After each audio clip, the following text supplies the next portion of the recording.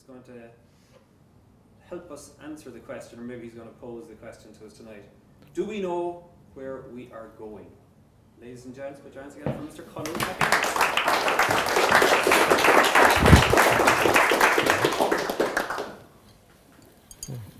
Thanks, Aidan. And I thought I might start off by saying that I think to some extent that Aidan has perhaps underestimated the level of excitement that's going to be generated by what I'm going to be talking about, because he insisted on this title, of using this title, Do We Know Where We're Going? Because when Aidan came to me first, he said, and asked me to do this talk, I said, Aidan, what will I talk about? He said, talk about something you're very passionate about. And I thought a little bit and I came up with this very racy title. Love, Transport and Limerick Junction. Tales, outrageous tales from the inside of an Irish railway carriage and how I ended up in Cork. But Aidan, being the mild-mannered, calming influence that he is, insisted on this more sedate title. So, but we'll see. Now, just for your delectation, this morning I was lucky enough to attend this launch and seminar of this magnificent tome called The Design Manual for Urban Roads and Streets. And at this launch, which was attended by no less than 2 government ministers, it was a kind of weighty launch, because this is actually a very revolutionary document. And it's kind of revolutionary in one of those very, very, very slow revolutionary type of things. But fortunately for you, I'm not going to talk about this design manual this evening, principally because I haven't read it just yet. But what I am going to talk about is that question of, do you know where you are going? And as many of you who know me will know, and those of you who don't know me will probably know from my accent, is that I'm not native to these parts. But what does strike me about Cork people is that they always seem to know where they're going. Or maybe it's something that I've just perceived, that in Cork, it's a matter of, it's always assumed that you know where you're going. And to a transport planner like me, that's quite a mystifying and curious characteristics. And in some ways it's kind of threatening, because if everybody knows where they're going, what does it mean for transport planners like me? But let me give you a very quick and simple example of what I mean by this Cork travelling certainty. Now, many moons ago, when I first set my eyes on the beautiful girl who is now my beautiful wife and the mother of our beautiful little 7-year-old rascal, and by the way, she's not in the audience, but if there's anybody here in the audience who does know her, please let her know that I do say nice things about her behind her back. But back then, in those days when I was courting her attention and her affection, I used to take the train regularly from Houston to Dublin. And one of these weekends, she was unavoidably detained at work, and she couldn't come in to meet me from the train. So I insisted I'd make my own arrangements and get the bus out to Middleton. So I made my way across the river from Kent Station across to Parnell Place. And I inquired about when the next bus was going to Middleton, and I found out that from the timetable that the bus would not be going for another hour. So I thought to myself, I could spend that hour happily leafing through books in Waterstones and Patrick Streets, or maybe up in Liam Rochelle's on Oliver Plunkett Street. And then I'd come back in good time for the 5:30 bus to Middleton. So off I went, spent my hour in the bookshops, and came back in good time for the 5:30 bus to Middleton. Arrived back in Parnell Place, and I spotted the departure door with the great big brown and gold-lettered plate above the door saying Middleton bus. And I sat down on the bench and waited expectantly and patiently for the 5:30 bus to Middleton. And then nothing happened. Buses came and buses went. Buses went to Kinsale, they went to Fermoy, they went to Watergrass Hill, but there was no bus to Middleton. 5:30 came and went, and there was no sign of any bus to Middleton, nor was there any sign of any passengers either. And so then having exhausted my patience in the splendid isolation of the concourse of Parnell Place bus station, I took my courage and I did something which Irishmen only do really with great reluctance and in extremity. I stood up and I decided I'd go and ask for directions. And I got up and I went over towards the inspector's office and I knocked on the door softly. And I looked inside, and there, around a table, were two middle-aged gentlemen drinking their mid-afternoon cup of tea and crouched around the pages of the Evening Echo racing pages. I apologised for disturbing their break, and I inquired as to the lateness of the Middleton bus. And I told them that I'd been sitting at the departure gate for the Middleton bus for the past 20 minutes, and there was no sign of the Middleton bus. There was a great silence, and then the older one of them looked up at me and stared me straight in the eye, and then he snorted out through his big, bushy Finbar Fury style moustache. He snorted at me and said, "There's no bus to Middleton at 5:30. That's the Whitegate bus. And it diverts to Middleton on the way. And it goes from over there." And then I was suitably chastised, and I thought to myself, the only thing he didn't say to me was, "You big Dublin Jackie, you." And I retreated with my tail between my legs. You see, that's one of those many memories that are many stories that are etched in my memory with this transport theme, because many events in our lives, of the key events in our lives, have this transport theme in them, or may involve a journey to somewhere which is very important to us and is etched in our memory. You see, at the end of the day, from my perspective, transport is all about so many things that we do every day. It's ingrained in everything we do every day. It's become part of our daily life and our daily habits, as part of our culture. We plan our daily life around going to places, coming to places, how we'll get there, what transport we're going to use.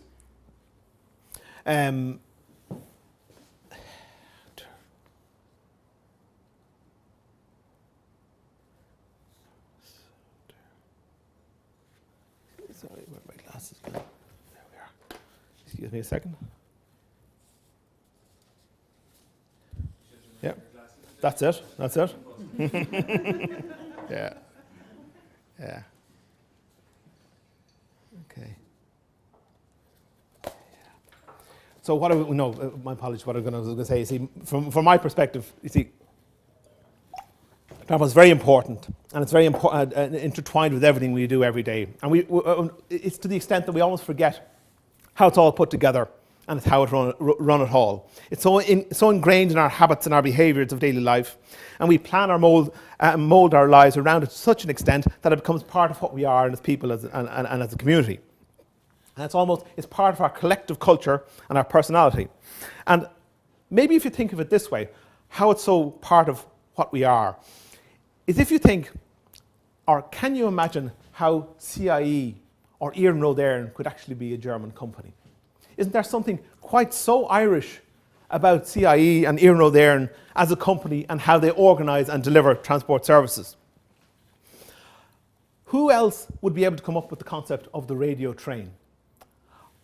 I'm not sure if many of you remember from the 1960s and the 1970s the radio trains, and this idea, and what it was they built radio broadcasting studios into the carriages of the trains. And it's a very trendy idea at the time, and they'd have a DJ who'd play these trendy, cool tunes which we broadcast to everybody on the train, which is all very well, but it had this particular twist. If you were on a train to Mayo and there was a pilgrimage to Knock that happened to be on the train, very often the parish priest would commandeer the broadcasting studio, and everybody would get the compulsory Decades of the Rosary broadcast throughout the train. On the other hand, in terms of how you travel yourself, think of your own car. or is it your bicycle, or your motorbike? And how personal are they to you? How much thought did you put in to buying your car? How much thought do you put in to taking care of it? I mean, did you pick the colour? Do you feel that that car reflects your personality? Cars can say an awful lot about the personality of the owner, and can be immensely personal expressions of taste and value. And some would go so far as to say that they're projections of our personality. And some would say that sometimes they're too much a projection of our personalities. Myself, for example, I remember all the makes and the colours and the registration plates of all the cars that my father ever had. It's just one of those things. I mean, first of all, I remember there was the old red Cadet with the funny long gear stick that it had. And then in 1970, I remember that we got a brand new white Renault 12. And it's funny, I always remember the registration plate for some reason, 440YI. And then in 1976, we got this Renault 16 TS, which had electric windows and a sunroof. And I became very popular with the guys on the football team, because it was always very cool to go to the football matches in the cars with the car with the electric windows. And this Renault 16 TS, it had this green metallic colour, which was very cool at the time. But for those of you who remember the older French cars, it had this very awkward gear stick, which is tied into the steering column. And in the days before power steering, I remember my poor mother cursing very politely, the French gear stick and that damned French clutch. There's a particular holiday memory that always sticks in my mind, and which has a transport theme in it. And this is a holiday that we spent with my grandparents up in the Fannel Peninsula in North Donegal. Now, in North Donegal, there aren't very many trains, and for my grandparents to join us up in Donegal, they used to get the train all the way up to Sligo. And they'd be picked up in Sligo and then brought by car up to Donegal. But on this particular year, and at the ripe old age of 8, I had a particularly public altercation with my grandfather. And that didn't amuse him one little bit, and it didn't amuse my parents either. And to cut a long story short, the punishment I had was that I was not allowed to go on the trip back to Sligo to lead them to the Sligo train. Now, that hurt. Because some 40 years later, what I remember is not the fact that I kicked my grandfather in his bad arthritic leg when he wanted to admonish me. What really hurts me is that I wasn't allowed to go to see the Sligo train. So, why is it that I have all this fascination with transport? Well, you see, the thing is, I blame my father. I mean, like Philip Larkin said, your parents, they f you up, so they do. My father was a train buff, you see. He was a part-time train buff. Well, actually, in fact, he was a full-time train buff, because the nature of these hobbies is that they're so all-consuming. They stretch the limits of my poor mother's patience and her endurance. But in his retirement, my father became the author of a number of books. And the first book he wrote was in relation to the old Harcourt Street Railway line, which is that suburban line in South County Dublin, which was converted into the Lewis Green line. And that book was modestly successful, and he sold enough copies to be able to fund a holiday for himself and my mother. And when that book was finished, he turned around and he said, well, what book should I write next? And some smart ass said to him, well, why don't you write that book backwards? And you know what? That's exactly what he did. Within 2 years, using very much the same materials, he had put the same book together and started writing about the modern Lewis tram and all the way down the Harcourt Street Railway line, and how that in the past had actually been an old steam train. So when he had finished the second book, he turned around and said, well, what book should I write now? And another one of his friends said to him, and tried to calm down his enthusiasm for writing, but said, look, there's only so much you can write about transport. You're going to have to spice it up a little bit, add a little bit of some blood and guts. And so what did he do? He turned around and came out with this wonderful book called Broken Rails, a collection of the stories of all the great railway crashes and railway disasters in Ireland. And that book was modestly successful as well. In fact, as successful as the other ones. So what's my own story and how did I actually end up here? Well, inevitably, it involved a long train journey, a long and liquid train journey from Dublin to Cork for the Cork Jazz Festival. But that's maybe a story that I might keep for another day. But suffice it to say that I ended up in the fortunate position of working in Cork with a company doing something that I'm very passionate about, which includes helping to try to reorganise the transport system in Cork. But what I'm going to end up with is a brief story again of what I call this Cork travelling certainty, which I find so remarkable and so arresting.